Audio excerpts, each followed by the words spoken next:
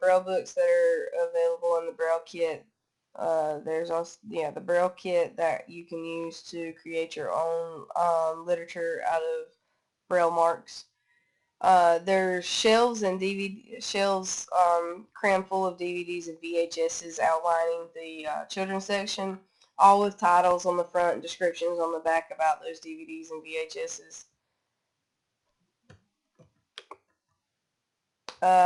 This is a table of the results from my questionnaire. This kind of gave me a closer, more organized look at the what kind of literature people were partaking in while they were at the library. This is kind of what I observed them doing before, during, or after I completed the questionnaire with them. I organized it by age facet. Put the oldest person at the top. This was just like my guesstimation, whether they were older, middle-aged, or 30s or younger. Their race is listed and sex to note the diversity of the people that I questioned. The status of their attendance, like whether they were a patron or employee, what they were doing, like I mentioned earlier, what kind of genre they prefer, and the frequency of their attendance, how often they come to the library. And here I put any other interesting fact or something else that they shared with me. Like for the first gentleman, it was the older gentleman who was a patron. He was reading a magazine when I came upon him. He said that he preferred mystery, and he came about every week. He was attending with his wife, who was at the time choosing a book from the new release section. This gentleman was on his laptop, cell phone, with his headphones in place. He told me that he preferred science fiction, that he comes about twice a week. He appeared to be working on something on his laptop while texting or messaging on his phone. This woman was searching the online catalog at one of the computers downstairs.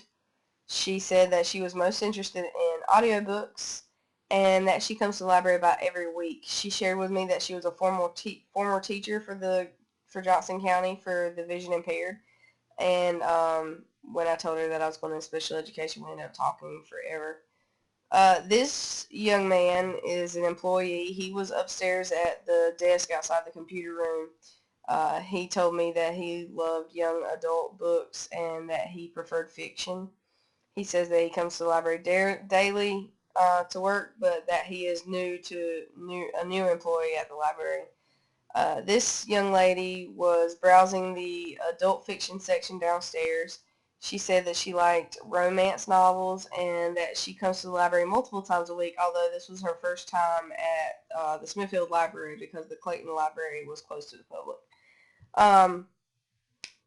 This young student, was an elementary student who was doing his homework downstairs in the children's section.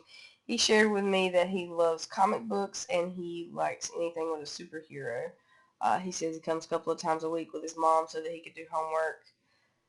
This young lady was an employee. She was manning the front desk where you check books in and out. She told me that she liked romance novels and that she comes a couple of times a week. She was bilingual.